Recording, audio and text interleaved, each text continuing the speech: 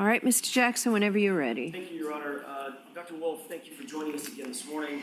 I'd like to draw your attention to a picture.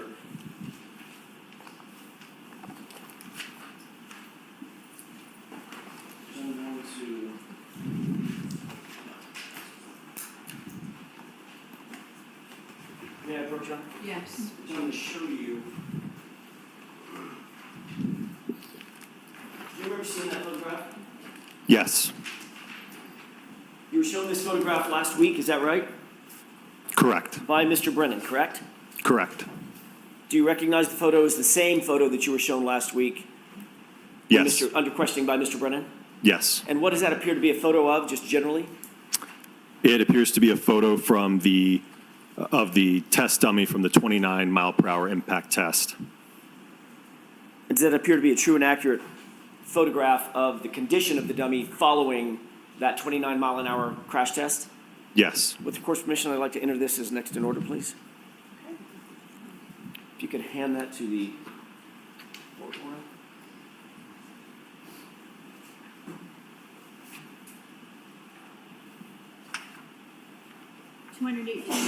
Exhibit 218.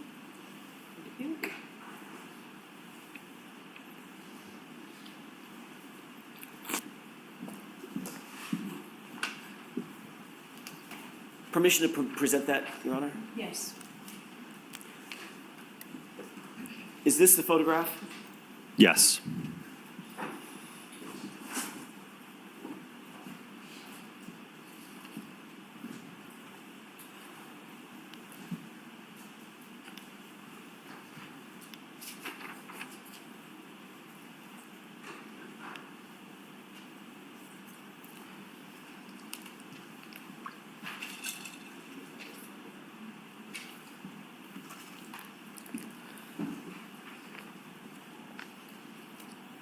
Dr. Wolfe, first of all, what caused the damage?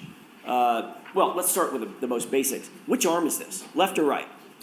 This is the left arm. What position was, you called this dummy Rescue Randy, is that right?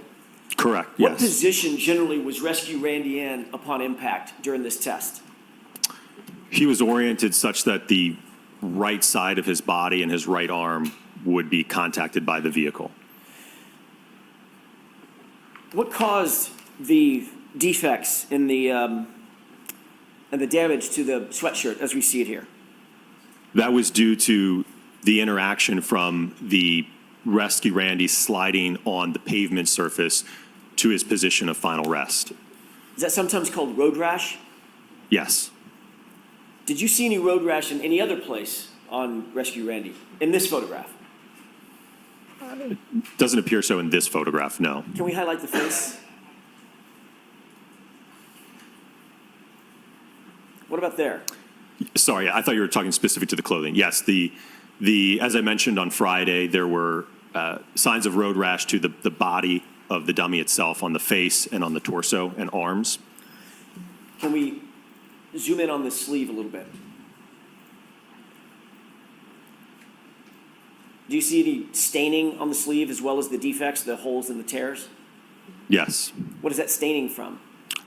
Again, just from that sliding contact with the pavement, so it's just likely debris and kind of a film from the pavement surface being deposited onto the material. With regard to John O'Keefe's sweatshirt that you reviewed photographs of, did you see any other defects other than the right arm and the fact that it was cut off of him medically? No. Any other indication or any indication whatsoever of anything that you see consistent with road rash? No. Okay, let's go back to the full frame. The second image I'd like you to take a look at. If we can have the lights for just a second.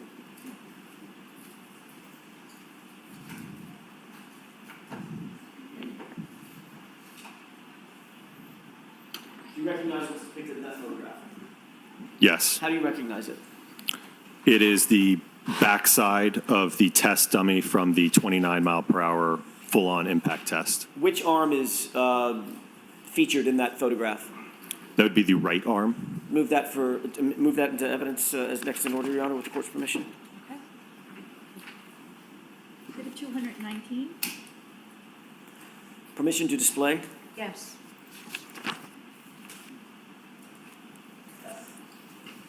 Does that appear to be the right arm of Rescue Randy as he's face down? Yes. Is that following the impact? Yes. Do you see any, were you shown this photograph by Mr. Brennan on cross-examination? No, I was not. Can we highlight the right sleeve just a little bit, please? Do you see that defect in the sleeve? Yes. Do you also see some artifacts above that defect, above and to the left? Yes. Can you tell what those are?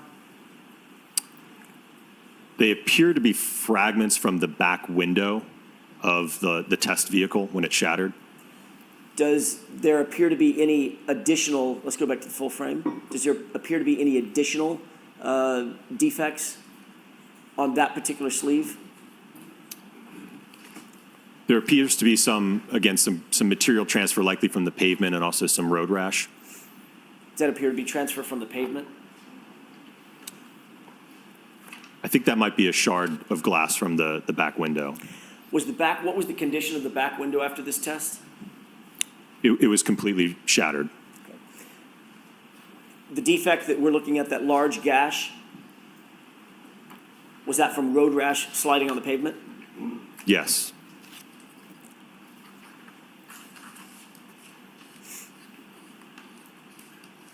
If we can go back to the full frame, please.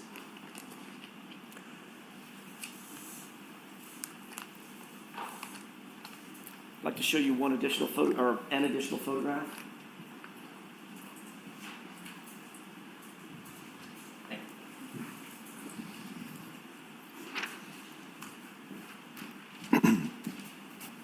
Do you recognize what's depicted in that photograph? Yes. What is it?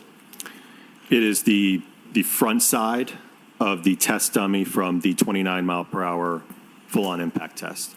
Does that appear to be a true and accurate depiction of the condition of Rescue Randy in that sweatshirt after that 29 mile an hour impact? Yes. Move for the admission of that photograph, Your Honor, is next in order. Okay.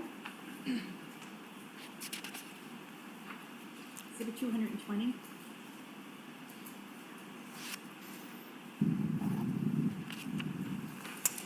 Permission to display? Yes. Can you describe what we're looking at in this photograph? This is mainly showing the upper body of the test dummy from the 29 mile an hour impact test, showing the road rash to the front side of the body. Were you shown this photograph on cross-examination? No. What caused the holes in the bodice of the shirt? In other words, the part that covers the chest and the torso. After the impact, the dummy was projected and sliding on the pavement surface. So again, this is consistent with the front side of the body sliding, making sliding contact with the pavement, creating those abrasions and holes. And again, that asphalt material transfer that you see on the front. Can you go back to the full frame, please? Do you see additional road rash? Take a look at his right arm. You see additional road rash on Rescue Randy? Yes. On both the fabric and the arm itself? Correct. Go back to full frame. And can you see his face as well in this photograph? Yes. Are those the chin and nose defects that you saw? Yes. Are the defects in the shirt that you see here consistent with the condition of the shirt of John O'Keefe as you saw it in the photographs? It is inconsistent.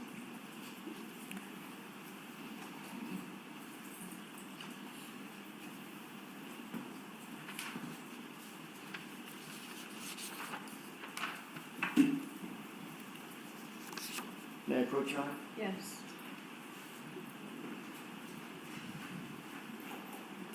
Another photo that I'd like to show you.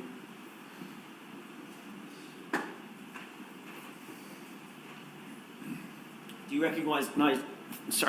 recognize what's depicted in that photograph? Yes. What is that? We can take this down. It is the rest position of the test dummy after the 29 mile per hour impact test. Were you shown this on Friday? No. Is that a true and accurate depiction of the condition of Rescue Randy just from a different angle after that 29-mile-an-hour impact? Yes. Move for the admission of that photograph. Okay. Exhibit 221. Permission to display that photograph, Your Honor? Yes. Is this an overview of the entire body of Rescue Randy after that impact? Yes. Take a look at his torso, the exposed portion of his torso. Do you see road rash on his exposed torso? Yes. Do you also see that the road rash that you earlier described on the bodice of the shirt, the front of the shirt? Yes. And what about, let's go back to the full frame. Is there also road rash on his jeans? Yes. If we could go back to full frame. Have you ever heard a phrase, knocked out of your shoes? Yes. Where are the dummy shoes? They're still on his feet. And this is at an impact of 29 miles per hour, correct? Watch the form of the question. Mr. Sure. Jackson. What was tell us one more time, what was the speed of this impact? This was a full-on 29-mile-per-hour impact. We can take that down.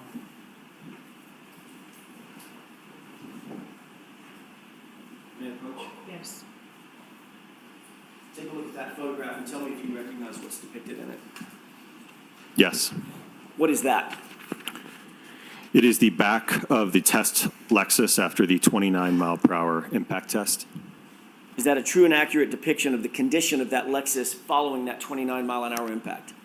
Yes, and I should be more specific. It's post the 29-mile-per-hour impact with the test dummy, not just the arm. Understood. Thank you. The collision that caused the damage to Rescue Randy that we've just been looking at. Correct, yes. Okay. Move for the admission of that photograph, Your Honor. Okay. Exhibit 222.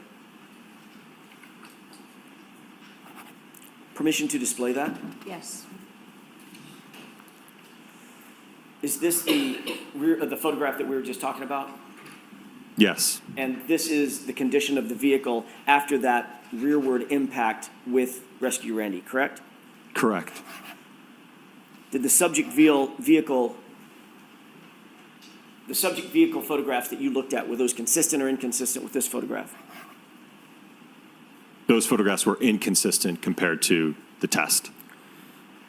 Was there anything consistent about the shirt that you were shown on Friday, the left sleeve that you were shown on Friday with John O'Keefe's actual sweatshirt? Was any of that consistent with? Correct. Was that consistent or inconsistent, now that you've seen all the photographs, with the condition of the shirt that John O'Keefe was wearing on January 29th? The test clothing was inconsistent compared to that of Mr. John O'Keefe's. Thank you.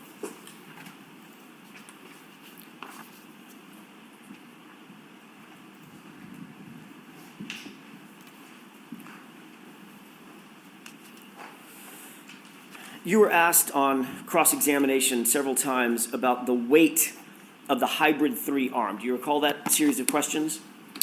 Yes. You were asked how much lighter the Hybrid 3 arm was than the static estimate arm, correct? Correct. I want to make sure we're clear about this. The Hybrid 3 arm is the physical arm that you attached to the ATD and did testing with, correct? Correct. The statistical estimate arm is something in the ether, right? It doesn't exist. Sustained. How would you describe a statistical estimate arm? It's probably from taking a sample of the population and getting an average and a high and a low. Okay. Is that a physical arm you can touch and feel? No. Okay. Do you have any information based on everything that you've reviewed at all about the actual weight of John O'Keefe's right arm? Nothing in terms of a weighed measurement of the arm, no. Okay.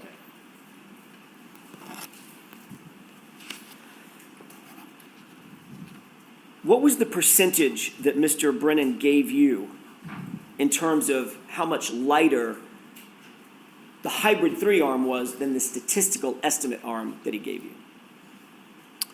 From what I recall, I think the percentage was 26%. Did you calculate that yourself, or did you take Mr. Brennan's word for it? I believe I took his word for it.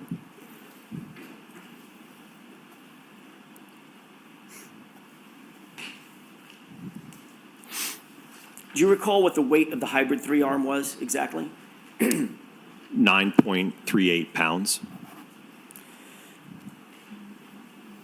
What is the difference, if you can calculate, what is the difference between 11, well, what was the statistical estimate arm, the number that Mr. Brennan gave you? I think I heard him say 11.8, but I also think he said at one point 11.6. So I'm not sure of the kind of the final number he landed on. Does, Sustained, just ask the question, and stop striking the end. does 11.86 sound right? Yes, Okay. Let's use 11.86. Do you have a calculator with you? I do.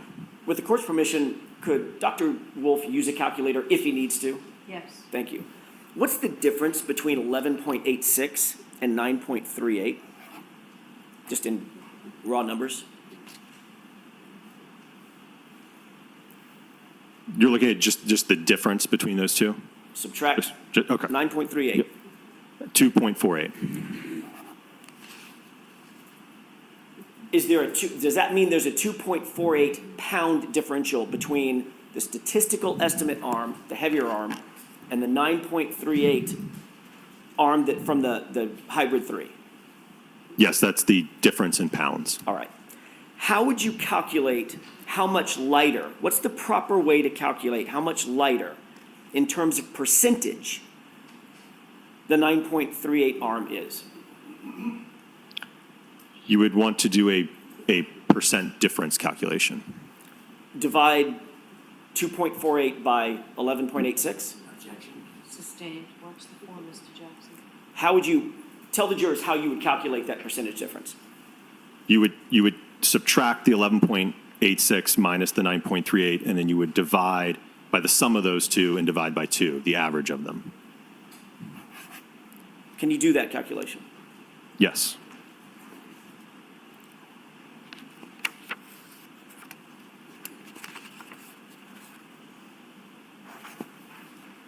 Okay. And what's the number? 23%. Not 26%? Sustained. Is 23% smaller or no, or larger than 26%? Sustained, let's move on from that, Mr. Jackson.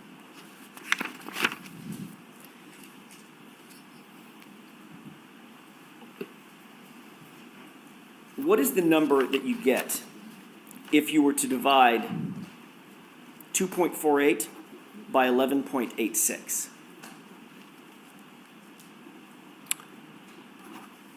.21. In percentages? 21%. Thank you.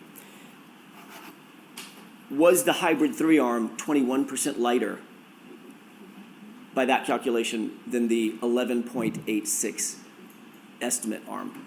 Yes.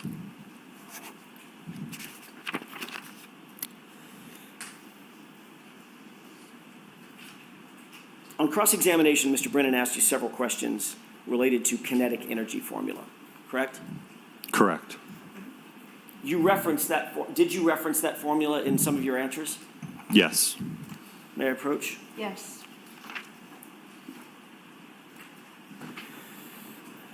May I inquire? Yes. You're looking at something that's been identified, a document that's been identified as 3 X's, XXX. Do you recognize that? Oh, you're not looking at it. Not yet. You see it now. Yes. Do you recognize what that is? It is the formula for kinetic energy.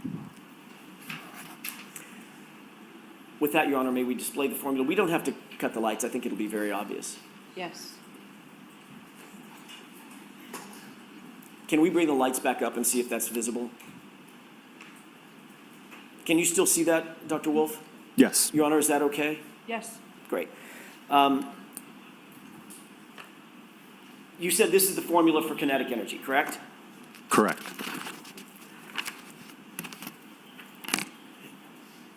You were asked a series of questions about whether the weight differential in the hybrid 3-arm would make a significant or material difference in your testing as it pertains to the velocity of the vehicle that you were testing.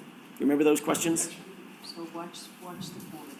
Ask it differently. Mr. Just foundationally, were you asked about weight differential of the hybrid 3-arm? Yes. Were you also asked about whether it would make a material difference to the testing if you didn't adjust for the velocity? Sustained. What were you asked in terms of, what was the question that was posed to you about the weight of the hybrid 3-arm versus the velocity of the testing? That there would somehow be an influence on, I think, wanting to make a reduction to the velocity of the vehicle. Does that make mathematical sense to you? Sustained is to that point. Would that have a material difference? With the weight of the arm, at 2.48 pounds, would that have a material difference in the testing that you undertook? No. Why is that? Well, to start, that's one of the reasons why we went above and beyond the 24 miles per hour to impart significantly more kinetic energy to the arm. So if you look at that equation, it's a quadratic equation because you're squaring the velocity. So if you double the velocity, you quadruple the amount of kinetic energy. So you get a significant increase in small changes in speed because of that speed differential. Did you do a test with just the hybrid arm contacting the taillight at 24 miles per hour? Yes. Did you also do a test with that hybrid 3-arm contacting the vehicle at 29 miles per hour? Yes. I'd like to talk about those two tests. Okay?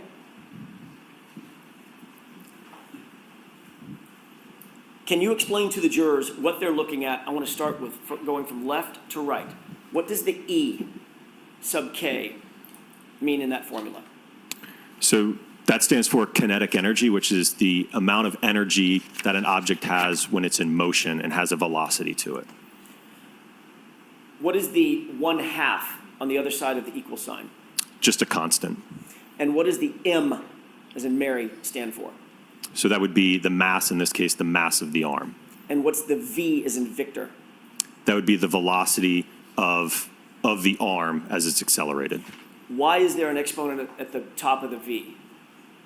Because you're squaring that. So you're basically multiplying the velocity times itself. So it would be velocity times velocity. Is this a formula that's traditionally used in accident reconstruction? Yes, it's very common. Is it sort of one of the foundational formulas? Sustained. When did you learn this formula? Probably back in high school physics. I'm going to ask you, if you wouldn't mind, to walk the jurors through a calculation dealing with the 24-mile-an-hour test using the 11.86 pound statistical arm as an assumption of the weight of the arm. Okay. You Your Honor, understand? may I have a pen and paper to write? May I approach you, Your Honor? Yes. I have a pad here too, if whatever's easiest. Okay, whatever's easiest.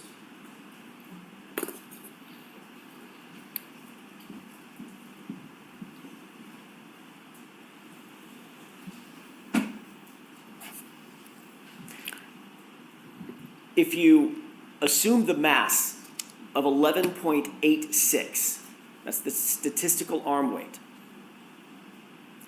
and you assume the V for velocity is 24 in miles per hour. I don't care about the units, doctor. Just assume 11.86 and 24. Can you calculate this quadratic equation? Yes. What do you get? I want to do it step by step. What's the result of squaring 24?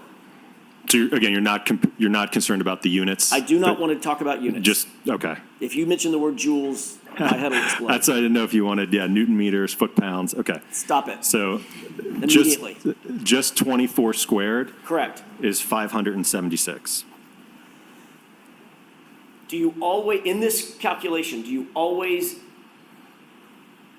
use the exponent first? Do you always do the square first? Sustained. What's the first thing that you do in solving for this equation? You would want to square the velocity, but it's ultimately all going to be multiplied. But yes, you would square the velocity, multiply by itself. What's the next step after you get 576? Again, assuming we're not concerned about units, you would multiply by the 11.86. Can you do that for me and tell me the answer?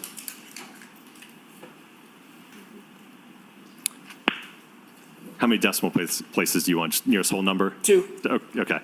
6,831.36.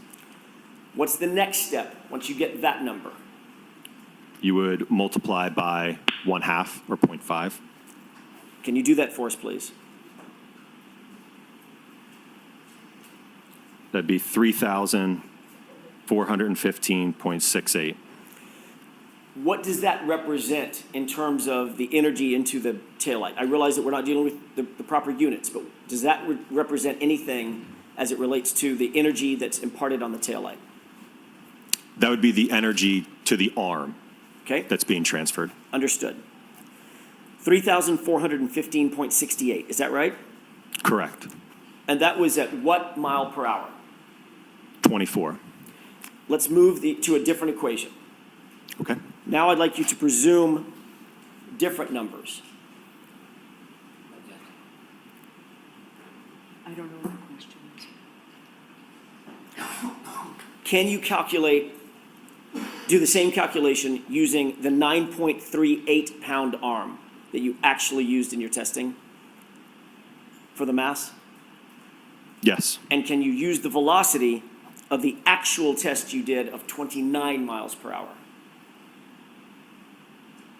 Okay. And same thing, not worried about units? Correct. Okay. What's the first thing you do in solving that equation? So if you square the 29 miles per hour, you will get 841. What's the next thing you do? You multiply by 9.38, What's the number? 7,888.58. And what's the next thing you do in the equation? You multiply by 1/2 or 0.5, And what's that final number? 3,944.29. That would be the number or the amount of energy imparted on the arm at 29, is that right? 29 miles per hour? So ask it differently. Sure. What is that 3,944.29 number? What does that mean in terms of the kinetic energy? That would be the kinetic energy that the arm has if it were moving at 29 miles per hour and weighed 9.38 pounds. One final calculation. What is the percentage difference between 39, 44, 29 and the other test that we just did, or the other calculation, 34, 15, 68?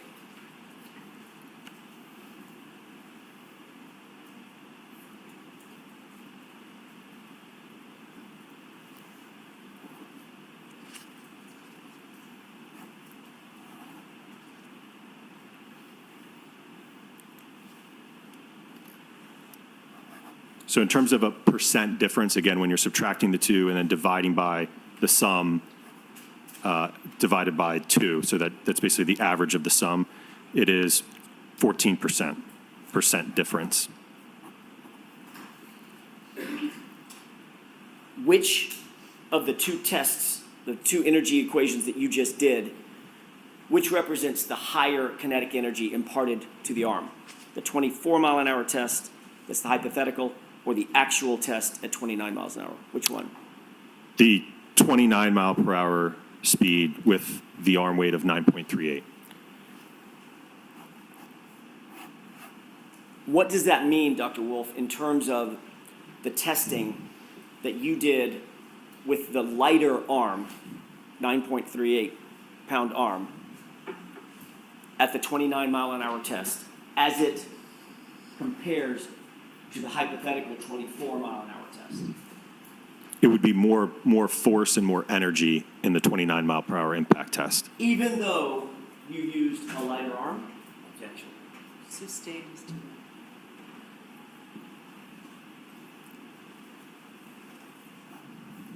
And what was your opinion and conclusion as it pertained to the subject taillight using the 29 mile an hour test? What was your opinion and conclusion as it pertains to the subject taillight? Was that consistent or inconsistent with the damage that you saw on the 29 mile an hour test? It was inconsistent.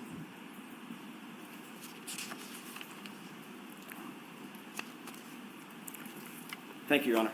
That's all I have.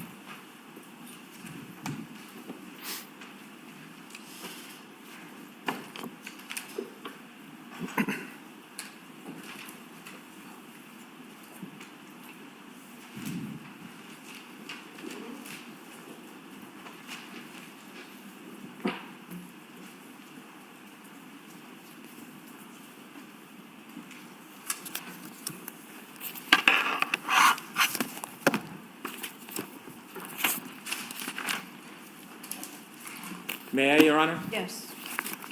Good morning, Doctor. Good morning.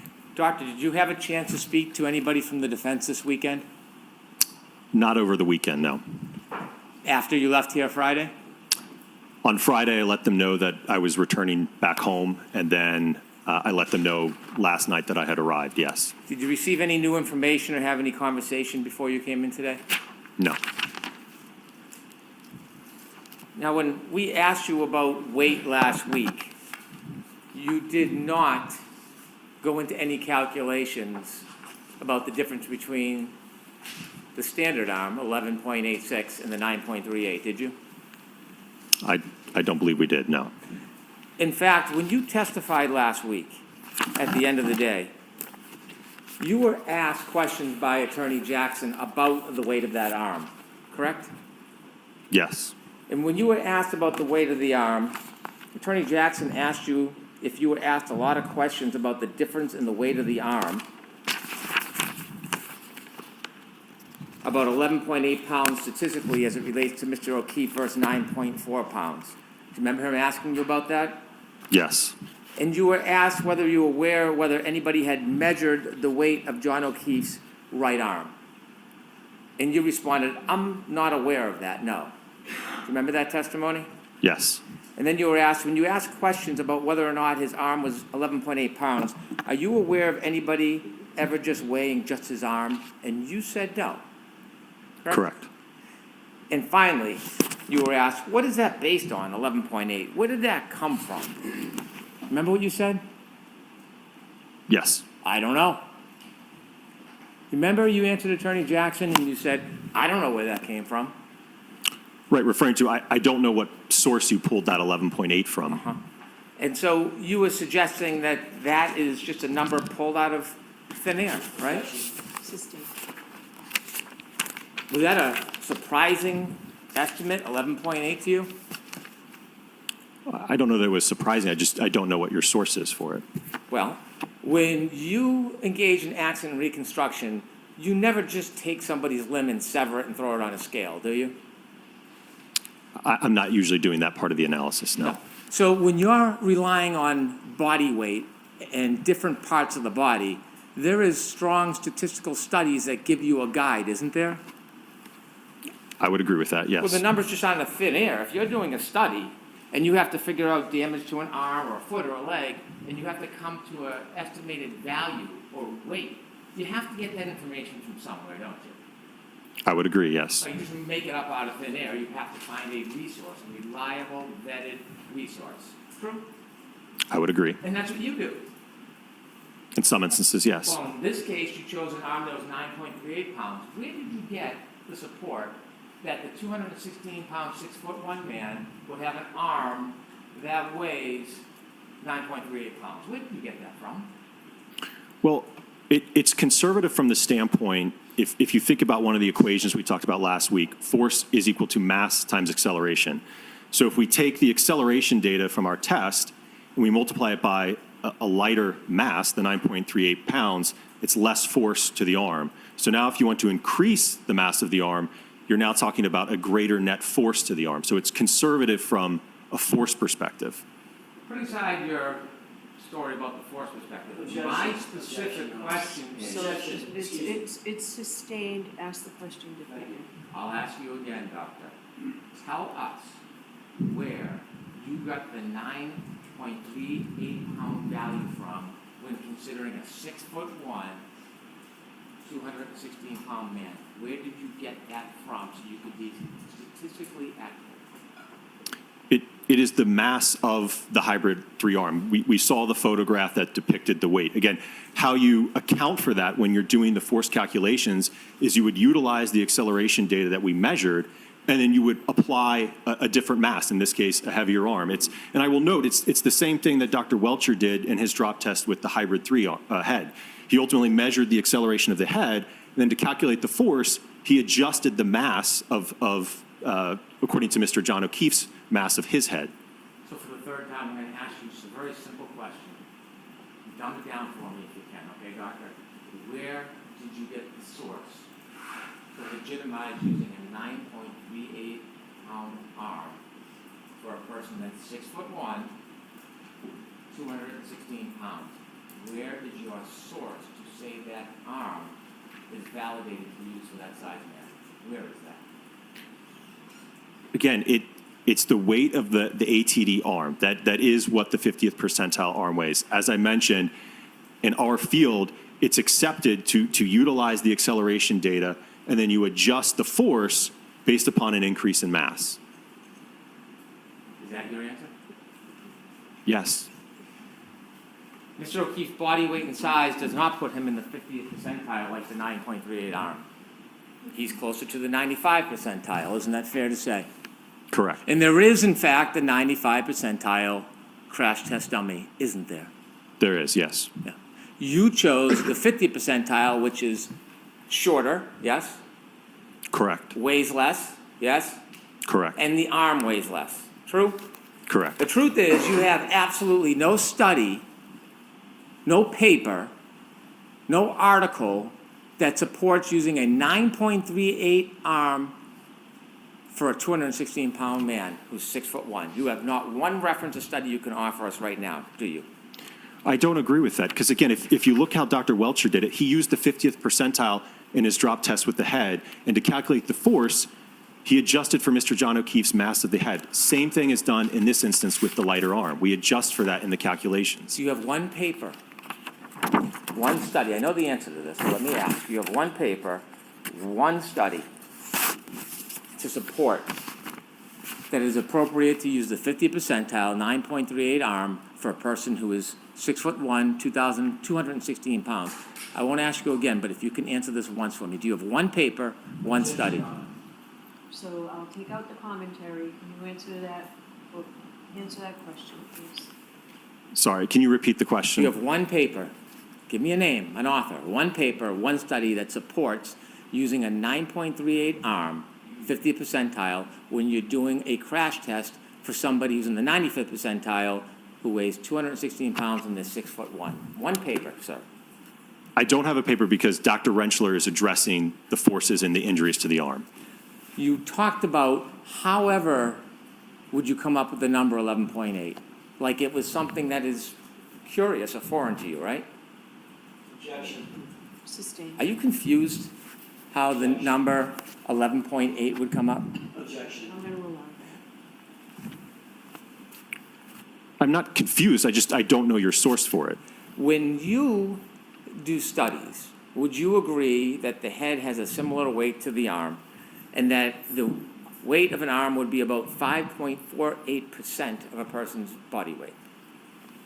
I'm sure that there's various studies out there that talk about that could be one particular study. Well, let's talk about one study. What do you think? You're the engineer, you're the expert.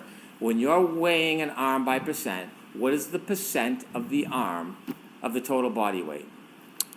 I don't know as I sit here today off the top of my head, no. I'm sorry? I don't know as I sit here today off the top of my head. Well, if you don't know the percent of body weight of the arm compared to the whole body, how would you ever come up with a number for the arm? Well, from the work that I've done with Dr. Rentschler in this case, dating back to last year, it's my understanding that his calculation for the arm was approximately 11 pounds. So you're relying on somebody else's study? You're doing an independent assessment of the evidence, and you're relying on other people's math? Is that what you're telling us? I don't agree with that because, as I've mentioned numerous times, Dr. Rentschler and I worked as a team on this case. You can't separate the reconstruction part from the biomechanical part. It's an integral part that works together on it. Would you agree that the arm is about statistically vetted, that it's 5.48% of the total body weight? Would you agree with that?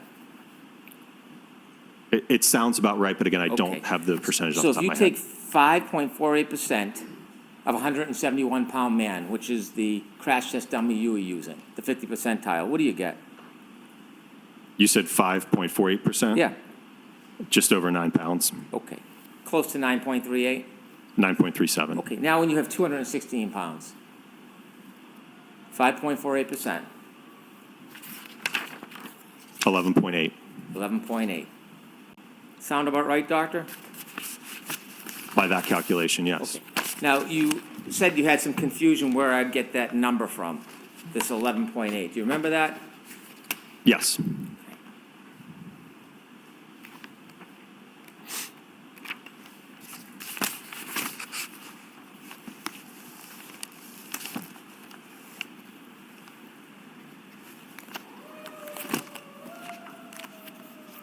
And when I threw out that number, is that the first time you heard of that number? The 11.8? Yeah. Yes. Or 11, is that the first time you heard of it from anybody, 11 pounds? Is that a new number to you? I don't understand your question. Well, you're saying that when Attorney Jackson asked you, where did Brennan get those numbers from? You said, I don't know. Remember that on Correct. Friday? Do you know where I got the number 11 pounds from? 11.8 Yeah. or 11? 11. As I just mentioned, last year, I believe I testified in a previous proceeding that it was about 11 pounds. Yes. Your testimony, 11 pounds. Your prior testimony, right? Yes, You testified before under oath in this case, didn't you? correct. And when you testified under oath and you were giving a general estimate about the pounds of Mr. O'Keefe's arm, based on your experience and your training, you said it was around 11 pounds. Those are your words, right? Correct, yes. Under oath, Yes, right? You can't delete something that's under oath, right? Sustained. And so when you feigned confusion on Friday about this 11 pounds, Sustained. so when you answered questions last Friday about wherever this 11.8 pounds came from, you weren't so confused about that because you've used 11 pounds before yourself, haven't you? yes, but again, I don't know where you got that 11.8 from, so. Well, we just but- did the math, didn't we? Yes, Okay. And you used a calculator to help you, didn't you? I did, yes, Calculator works. yes. Okay. You said you wouldn't calculate the difference, but you did. And so what you just went through this exercise is you divided that difference, that 2.48 pound difference, right? Correct. And then you divided it by 11.86. Divide 2.48 by, from the 9.38. Okay, What percentage do you get? 26.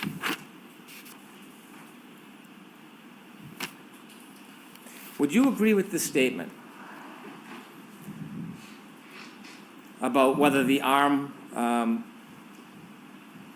and body weight, comparing the weight of the head to the arm, would you agree that the head and arm are actually almost identical because your arm, just one of your arms, including the hand, forearm, and upper arm, is about 5% of your total body weight? So for someone who weighs 216 pounds, that's about 10.8 pounds. Would you agree with that? I didn't do that calculation, so I, Didn't ask you. I'm asking if you would agree with that. can you repeat the question, please? So ask the question. Does the arm weight weigh the same as the head? Or the arm does weigh the same as the head, almost identical, because your arm, just one of the arms, including the hand, forearm, and upper arm, is about 5% of your total body weight. So for someone who weighs 216 pounds, that comes out to about 10.8 pounds. Would you agree with that? I haven't done the calculation, but if the math checks, then yes. Okay. Would you agree with this statement?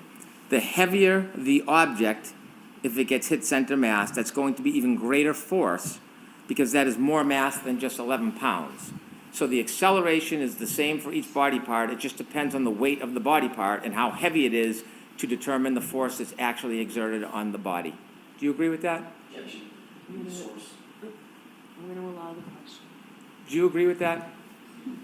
Yes, and I think I described that a little bit earlier, is you would increase the mass, you multiply it by the acceleration, that's going to increase your force. Force is equal to mass times acceleration. Right. So mass has a direct correlation to force. You agree? Correct. So therefore, the heavier the object, if it's colliding at the same speed, will create more force than a lighter object. You'd agree with that, wouldn't you? Correct, more force on the arm, yes. Right. So weight matters, doesn't it, sir? Yes, Force is mass times acceleration. So if the arm weighs the same as the head, you're still going to get the same force. And so inevitably, you change the mass, you change the weight, same speed, it changes the amount of force. correct, yes. Yeah, okay. When you did calculations in this case, you never took the estimate of 11 pounds, although it didn't exactly calculate the 5.48. You never took that 11 pounds and determined the percentage difference between the mass in that arm and the mass in a 9.38 pound arm, did you? No, I did not. You didn't include it in any of your PowerPoints.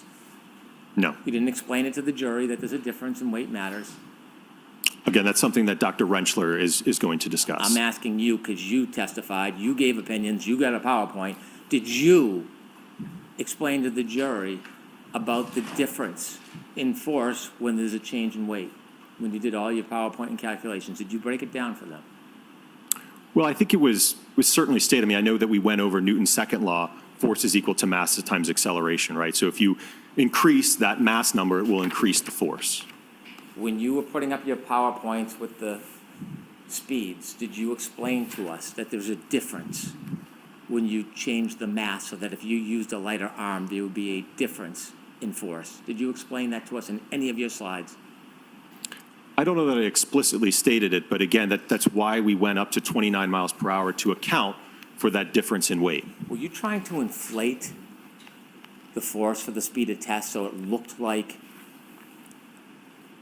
the collision had to happen at a faster speed to cause a certain amount of damage? Were you doing that intentionally? No. You didn't overstate the mass. You didn't use an arm that was 14 pounds that would have created the opposite illusion, right? You used a weight that was lighter than Mr. O'Keefe's estimated arm. Right, because again, it goes both ways. If you increase the mass of the arm, you increase the force on the arm. So there's going to be more force acting on the arm. Let's talk about your studies with Mr. O'Keefe's sweatshirt and his arm, and you gave some opinions about what you would expect for damage to his arm. When I asked you on Friday whether you had any support, any vetted journals, learned treatise, any support whatsoever about whether you should use a crash test dummy arm for these types of studies, you didn't have any support on Friday. Do you have any today that you can refer to? No. Putting aside the fact that you have absolutely no professional studies or journals to support that you should be using a crash test dummies arm for these type of tests, are you aware of the expert literature in this case that the opposite. You specifically should not use crash test dummies when you're trying to do this type of analysis on clothing and a person's body. Are you aware whether that exists? I'm not aware of those studies, no. As a inquisitive engineer, wouldn't you want to know if there was legitimate studies in your world, in your profession, that suggest or states that you should not be using crash test dummies to determine injury to the arm as far as lacerations? Would you want to know that? I think, again, you're getting confused between my role and Dr. Renfro. Can I finish, please? No. Objection. Okay, so, No. no comment, Mr. Brennan. Answer the question, please. I wasn't addressing the lacerations or the abrasions to the arm, sir. You had photographs and you were opining that you would have expected or you would not expect there to be abrasions or cuts on that clothing in your tests A and B, didn't you?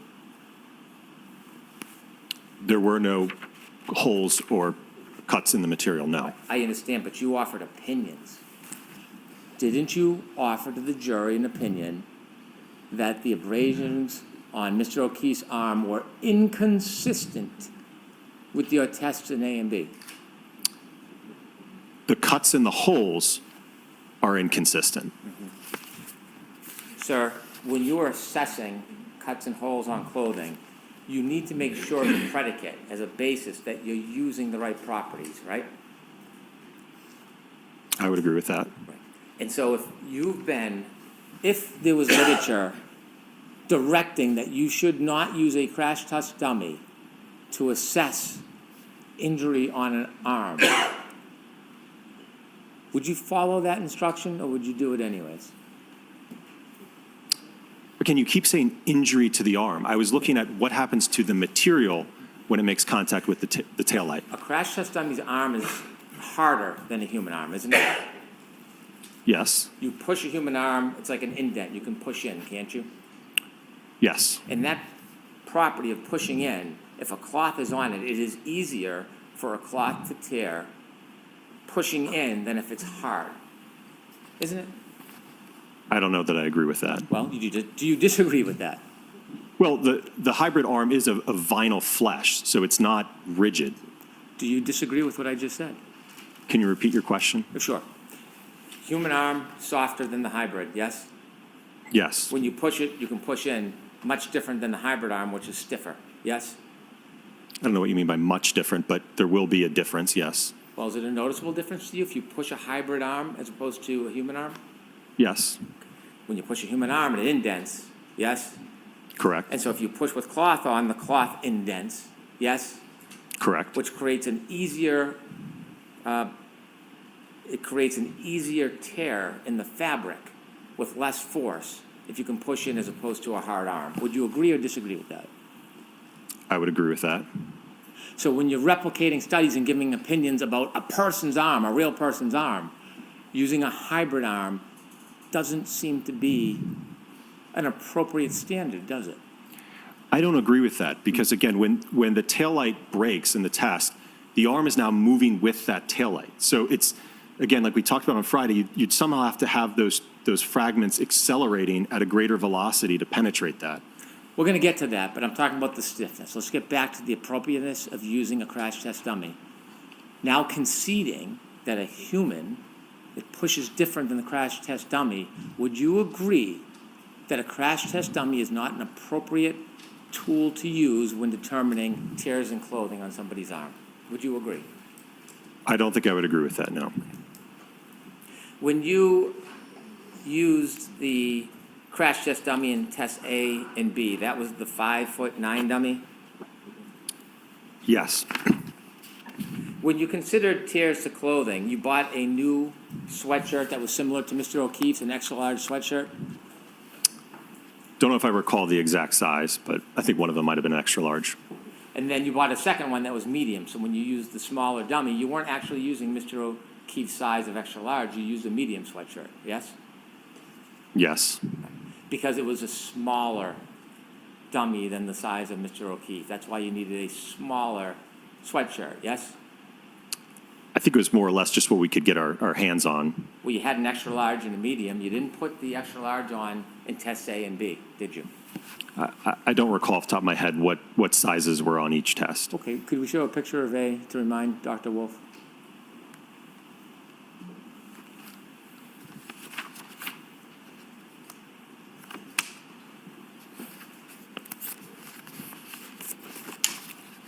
And while she's pulling that up, is there a difference between, so it's, see that's how that's blue? You see that's medium? Yes, So the blue ones that you use for test A and B, correct? correct. The smaller crash test dummy than Mr. O'Keefe, the 5'9" crash test dummy, yes? Correct. And then when you used Randy and brought him into the scene, you used the extra large, the gray one. Correct. Right, so you used a different one because it was a smaller anatomical doll than the size of Mr. O'Keefe, yes? We used different sizes. The material blend was the same. This was new. Correct. The extra large you put on Randy was new. Correct. Did you consider that the wear and tear on Mr. O'Keefe's sweatshirt, the extra large sweatshirt he was wearing that night? The wear and tear? Yes, the wear and tear. No. Did you ever consider the differences between a brand-new sweatshirt and one that had been worn? No. Had you ever had clothing, sweatshirt you used repeatedly, maybe put in the dryer, wears it down? Sometimes you can get holes more easily. Did you do any type of analysis on that whatsoever? No, I'm gonna allow that. Any type of analysis whatsoever on the age or whether it's stretched the same, anything like that? No. No variables whatsoever on the sweater, did you? No. Okay.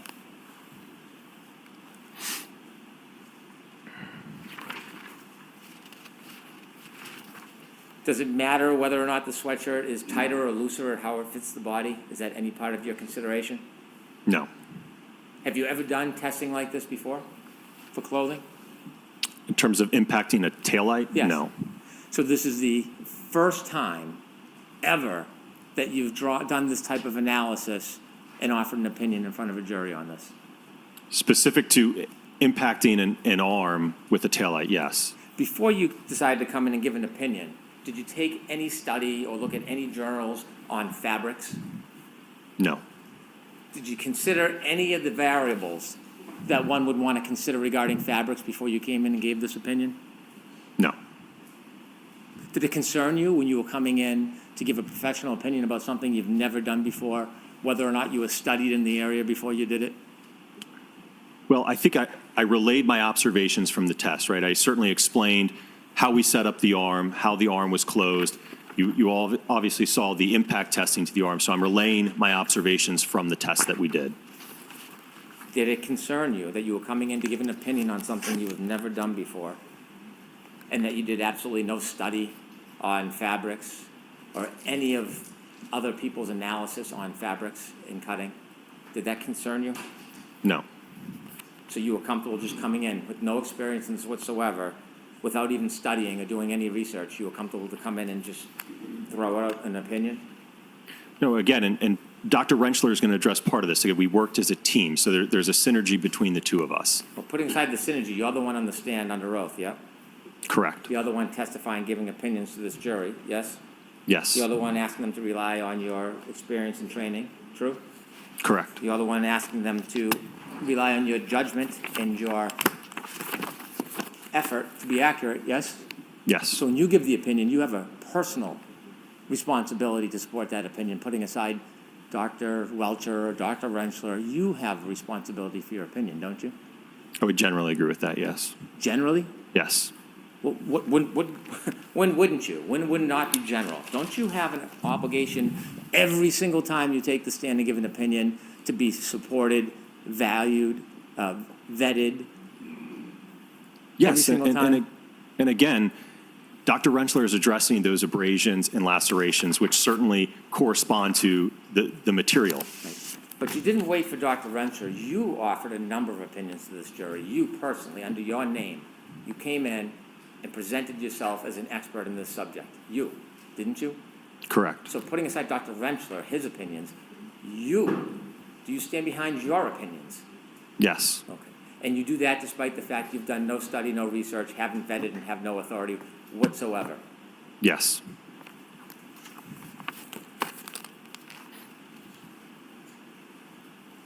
You wrote a report back on February 12, 2024. Correct. In February 12, 2024, do you remember talking about injuries to the arm and damage to the taillight? Generally, yes. Okay, that's fair. Do you remember writing in a report, it is significant to note that the injuries have been classified as abrasions and analysis of the autopsy photographs indicates minimal bleeding or lacerations of the dermis?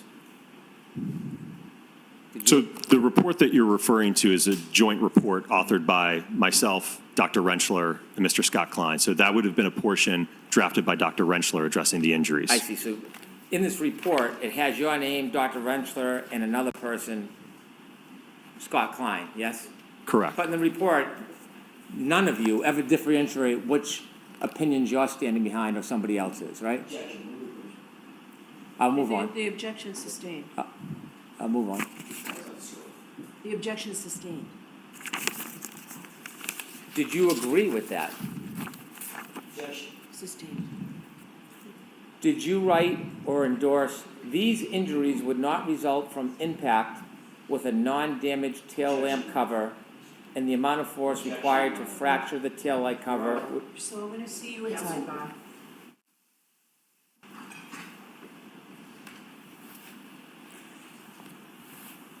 You were asked questions about impact with the tail light. And in fact, in one of your answers to me today, you talked about after a vehicle collides with a pedestrian, there's continued movement between the vehicle and the pedestrian, isn't there? Correct. And so while glass that, or plastic that shatters from a taillight might not impale clothes of the skin, would you agree, if your dummy wasn't restrained, when the Lexus collides with the dummy, there'd be continued contact for some time, extended contact between both the dummy and the taillight? Well, the arm, as is demonstrated in the test, would be moving at roughly the same velocity as the vehicle. Yes. And don't you think that the vehicle would continue to drag the arm until the body either was thrown or spun off? Would you agree with that? At some point, they will separate, yes. At some point, but before the at some point, what I'm asking is, at the collision, when you see all the taillights shatter, right, wouldn't the Lexus, if it continues at that speed, say 24 miles per hour, for example, it would continue to drag with that dummy's arm longer than is shown in those experiments because the dummy is restrained? Sorry, can you repeat the question? Yes. Would you agree that if a Lexus is backed up at 24 miles per hour and hits the dummy's arm and the taillight shatters, if the dummy wasn't restrained and moved regularly, it would extend the contact between that shattered taillight and the dummy's arm? Would you agree with that? It would move with the vehicle until it got pushed out of the way, just moved to the side, And yes. so what you're saying is it would move with the vehicle but wouldn't touch the vehicle? Well, in the one test, if you remember, because of the restitution effects, the arm reached a speed of over what the impact speed is. So in some instances, it actually might move at a speed greater than the vehicle. Fantastic. In some instances, would it move slower and be dragged by the vehicle's broken taillight? Dragged? I don't know So if when I say understand. drag, push. How about we use the word push?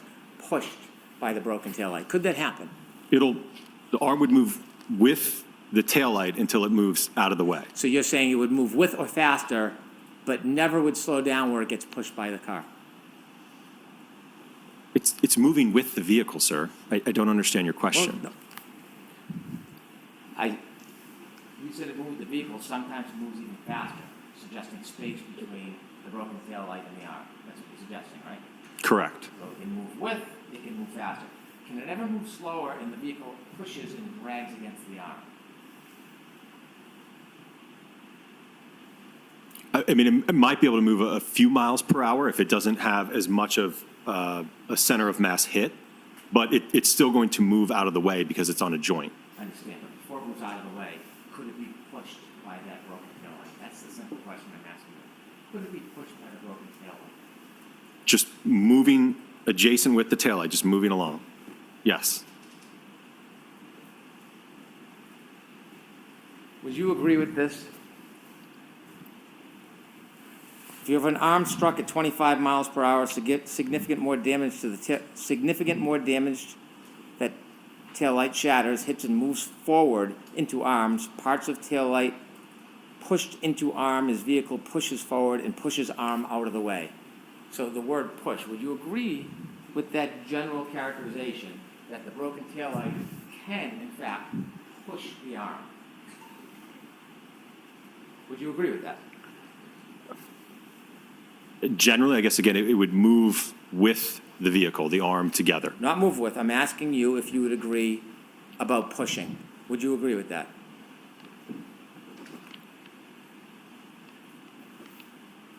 As long as we're on the same page about it, it's pushing the arm, but it's with the vehicle. They're moving together. So, but in essence, yes, the arm is being pushed due to the fact that there's a force on it. And the pushing could have that arm in contact with the broken pieces of the taillight if the taillight broke, correct? Just moving at a common velocity. The operative word here is push. And so, do you like to agree with me or you could disagree with me? Can the broken taillight push the arm so it contacts and provides force against it? Could that happen? Yes.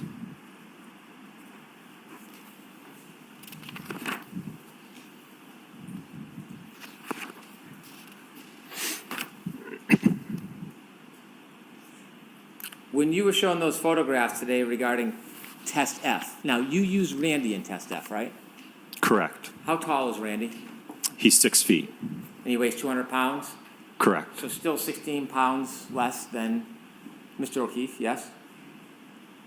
Correct. And you keep referring to Randy as a crash test dummy. Randy's no dummy, right? He's a mannequin. He is, but he signifies basically what happens when you have 200 pounds of mass striking the rear of that vehicle. I don't want to misrepresent Randy. He's not a crash test dummy, is he? Well, it wasn't used for biofidelic purposes. It was to, again, what happens when you have 200 pounds of mass strike the vehicle. So when you've been referring to Randy as a crash test dummy, you don't mean to do that. That's a misnomer, isn't it? I don't know that I agree with that. So you think that Randy is a crash test dummy? He's a certified, approved crash test dummy. No, and I think I made it very clear that there is no instrumentation on it, right? And one of the reasons why I mentioned that is those ATD dummies are $150,000, so we're not going to risk impacting it with the Lexus and destroying that. I can understand the cost analysis for you, but I want to be clear. He's a mannequin. It's used by firefighters and drills pulling a body, dead weight, out of a house to replicate certain scenarios. That's what Randy was made for, yes? He can be used for those, yes. Right. He's not a crash test dummy in the parlance of a legitimate, studied crash test dummy, is he? I don't agree with that because, again, we use that type of dummy in all different types of tests. There's an H395M PED, which most closely replicates John O'Keefe's size and body, isn't there? Correct. You didn't have that when you did your test, did you? No. When you do crash tests, you can put a magnetic control on the crash test dummy, so upon impact, it releases and is thrown. You could do that, couldn't you? That is one way, yes. Right. So that way you don't have to put the dummy on a forklift, and then it creates a different scenario than real life, correct? That could be one way that you could do it, yes. It doesn't impede any roll or drag when the dummy's hit. That's one reason you would do that rather than a forklift, yes? Correct. Also, it might show some throw, which could lead to other type of damage like holes in clothes, yes? Correct. But you didn't use the magnet, you used a forklift. Because again, the purpose of the test was to evaluate, we talked a lot about those time frames, right? That 10 millisecond window. It's to look at, from the vehicle damage perspective, what happens to the taillight, right, in that interaction.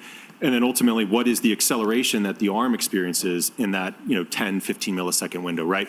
What happens 1 second after, 2 seconds after? Again, that wasn't of concern for me in my analysis. You didn't use a magnet, you used a forklift, right? Correct. And when Randy went for a ride, you didn't expect him to break off the string and slide across the street, did you? We didn't expect him to. You didn't expect him to be thrown. You didn't expect the string on the forklift to break and then Randy to go flying. You didn't expect that, did you? Oh, I certainly expected that. So you expected a throw with that. Yes. And the street has hard concrete and it has a lot of irregularities to it, doesn't it? It's asphalt, yes. Yeah. In the photos that you were shown today on redirect examination, did the defense show them to you during your direct examination? Any of those? No.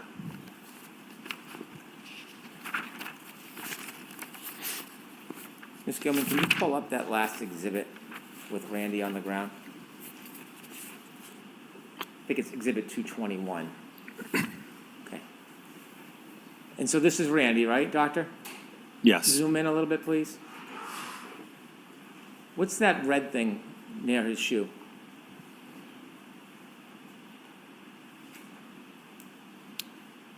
Appears to be a fragment of the taillight.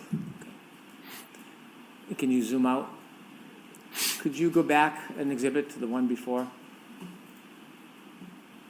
Could you zoom in? Did you see any taillight fragments on his body or in his clothes? I can't tell from here. Could we have the exhibit before, please?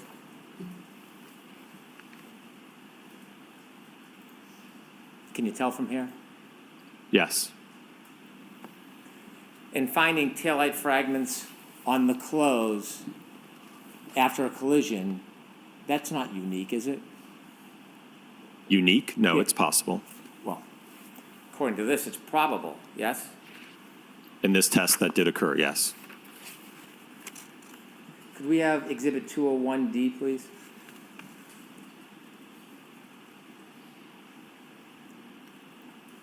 Do you know what this is, doctor? Did you see this picture in your analysis?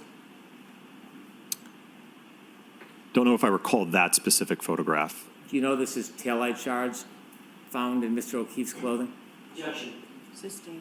Did you consider this photograph during your analysis before you gave your opinions regarding cuts and tears and lacerations? No, sir. Can you take that down, please? When you did your analysis, did you know that a drinking straw was found on the concrete on the street in front of 34 Fairview? I don't know if it was on the concrete, it might have been on the asphalt, but I do recall a drinking straw, yes. Did you know that there was a glass found near Mr. O'Keefe? Could you put that up, please, Cindy? Objection. Sustained. Did you talked about cuts and injuries. Did you, Sustained, it sounds like it's beyond the scope. very well. When you did test D, did you say the peak acceleration was 780 Gs? Your Honor, may I refer to my notes? Yes. Page 11 of your report. I think I lost an exhibit.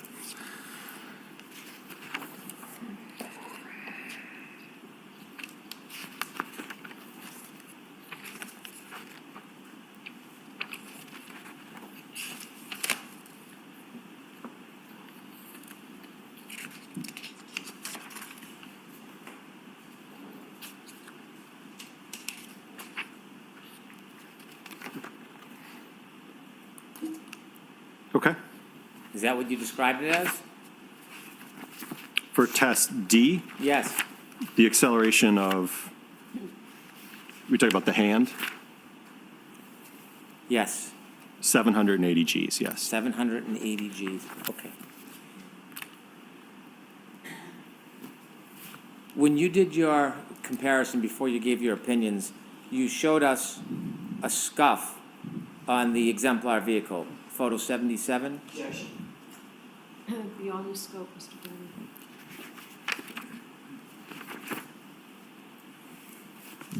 A few more questions, Dr. Wolfe. You showed us holes in Randy's sweatshirt from Test F. You remember that? Yes. And you talked about what you would or wouldn't expect in a collision as far as holes. And did you say something like that was inconsistent with Mr. O'Keefe? Yes. That's what you said on redirect, right? Correct. Okay. Did you consider whether there were holes in Mr. O'Keefe's sweatshirt separate from the holes in the arm? Sorry, can you repeat the question? Yes. When you were making that opinion about consistent or inconsistent, did you ever consider whether there were holes in Mr. O'Keefe's sweatshirt other than the right arm? Well, I know that there was cutting to the. May I approach and retrieve the exhibit, Your Honor? Yes. Excuse me, sir.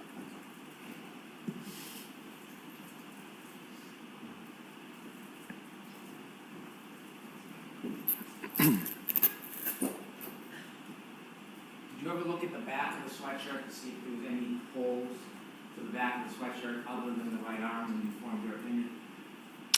I don't recall. Take a look at the back. Do you see other holes on the back of Mr. O'Keefe's sweatshirt? It appears I see one hole. Let me get a little closer so you can get a better look. I'll direct you to here. Do you see more than one hole in the back of Mr. O'Keefe's sweatshirt? Yes.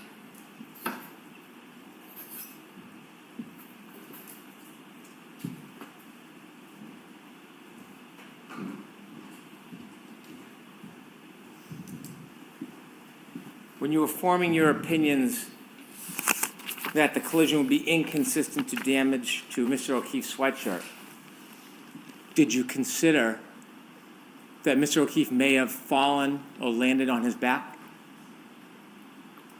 Well, in looking at those holes, they're inconsistent with road rash. And again, to get those kind of holes, you have to have prolonged sliding contact on a rough surface. Did you consider that Mr. O'Keefe may have fallen or landed on his back? Well, if you just fall and land on your back, you're not going to be sliding to get those abrasions and tearing. And again, those are not consistent with road rash. Didn't ask that question. Did you consider? Sorry, can you? Did you consider whether Mr. O'Keefe had fallen or landed on his back? No. Did you know about or consider the multiple holes on the back of his sweatshirt when you came and formulated your opinions? No. You did no studies whatsoever about the damage to the sweatshirt if he fell or landed on the cold, hard ground and had broken taillight shards in his clothing, did you? No. I have no further questions. Yeah, just a moment, Your Honor. Very good.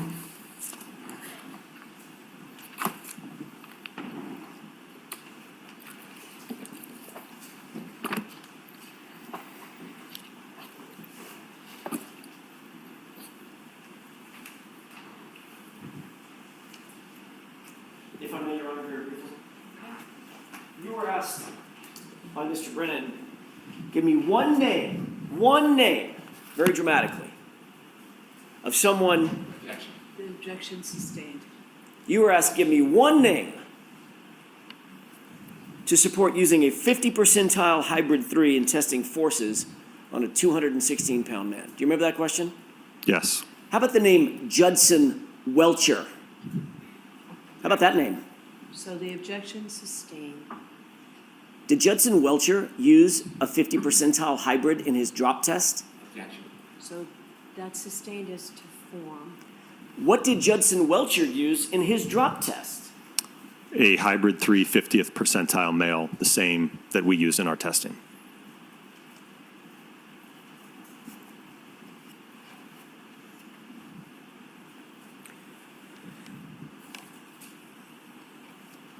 You were also asked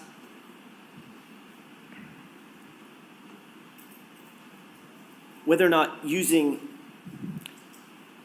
that hybrid 3-arm with the same speed would have an effect on the force equation, on the force calculation, correct? Correct. And you agreed it might have a small effect on the force calculation, correct? So sustained is to form. This is just foundational, Your Honor. Sustained is to form. How did you answer that question? I'm sorry, can you repeat the question? Sure. Let me ask it this way. In the 29-mile-an-hour test with the hybrid 3-arm, were you going faster than 24 miles an hour? Yes. And what was the calculation again on the increased force that would be exerted on the taillight, on the arm area of the taillight? 14%? Yes. So sustained. How much, what was the percentage that you calculated? The increase?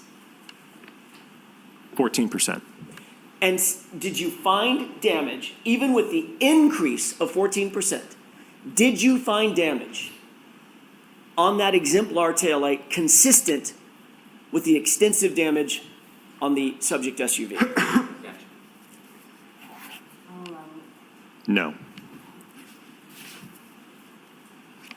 Can we have 201D put up one more time?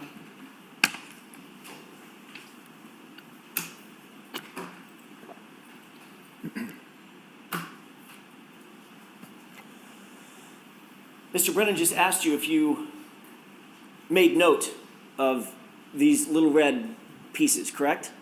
Correct. Do you have any idea the size of those pieces? As you sit here.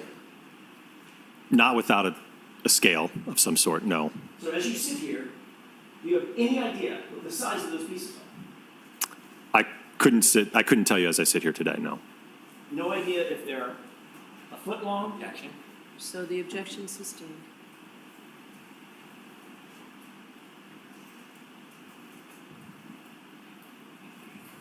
You were asked, when shown this picture, if you accounted for this in terms of damage to the garment, the sweatshirt, right? Correct. What if I told you those were, Objection. So the objection's sustained. He said he doesn't know the sizes. That's the end of that, Mr. Jackson. I realize he said he doesn't know, he was asked questions, Your Honor. That's the end of that, Mr. Jackson. Do you have the, Mr. Wolfe, do you have the picture of the tin? The TIN, tin, the little round tin?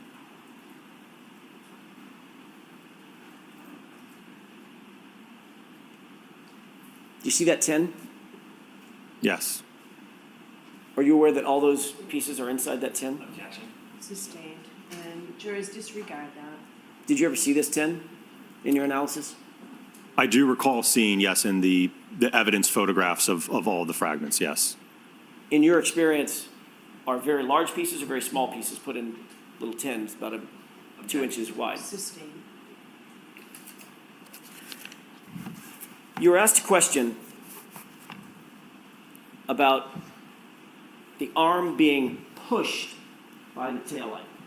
Asked a bunch of questions about that, right? Correct. You indicated, what did you say in terms of the contact by a vehicle pushing an arm? It's going to move with the vehicle until it separates. In your testing, how long did it take the hybrid 3-arm to get up to speed of the vehicle in the 24-mile-an-hour test? About 10 milliseconds. I'm sorry, say that again, about 10 milliseconds. 10 milliseconds, correct? Correct. So when you say the arm is being pushed, it's being hit, correct? The objection sustained and it's struck.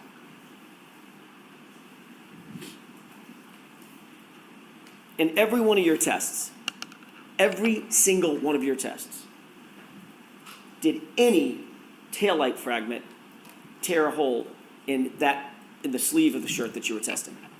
No, there was no holes, punctures, fraying, nothing to the material. Was there ever a defect in that garment in any of that testing other than the road rash that we saw in the 29-mile-an-hour direct impact?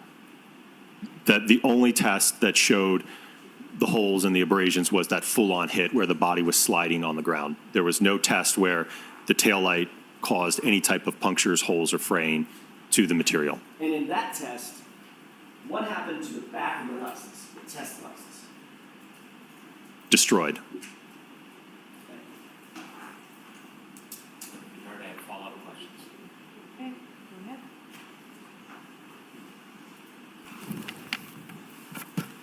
On redirect, you again talked about the impact between an arm and the broken taillight. Correct, yes. And I had asked you on cross-examination or recross-examination whether that broken taillight could push the arm, which of course would create force or friction, yes? Well, once it's moving at a common velocity, I'm just not understanding your question then. If it's not a common velocity, if the broken taillight So, is, ask the question. if the broken taillight is pushing the arm, which would mean the broken taillight is going at a faster speed than the arm, if it pushes the arm, the broken taillight can come in contact with the arm, can it? It's moving with the arm, sir. Okay, let me ask you this. Would you agree with this? If you have an arm that's actually struck at 25 miles per hour, you're going to have significantly greater damage, especially if there's a taillight that shatters. So if you have the taillight coming in, it's hitting the arm, it's moving forward into the arm. Do you agree with that? Objection, the source. No, Dr. Rentschler, um, do you agree with that? Objection. so I'm going to allow it, strike the source. Do you agree with that? I'm sorry, can you repeat? I can. If you have an arm that's actually struck at 25 miles per hour, you're going to have significantly greater damage, specifically if there's a taillight that shatters, so you have the taillight coming in, it's hitting the arm, and it's moving forward into the arm. Would you agree with that? Objection. I'm going to allow it. In reference to the greater damage, are we talking about damage to the arm? Do you agree with that phrase? The best way I can characterize it is it's moving with the arm, sir. So if that actually caused fracture of the taillight, then parts of the taillight are going to be pushed into the arm and likely embedded into the arm as the vehicle continues forward and pushes the arm out of the way. Objection. Do you agree with that? I'm going to allow it. No, you need to approach. I need to approach. I'm going to read this one more time, okay? Okay. Would you agree?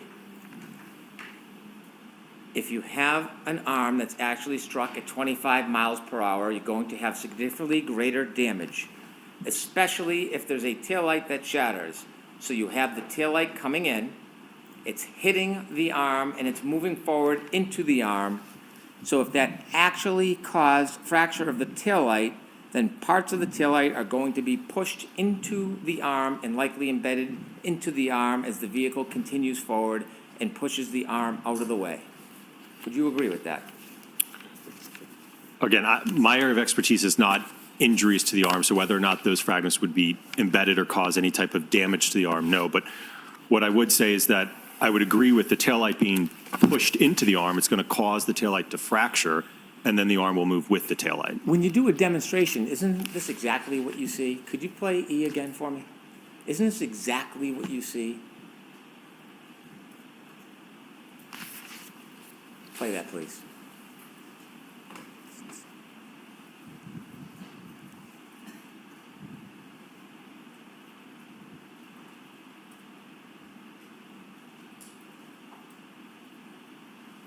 And now, stop please.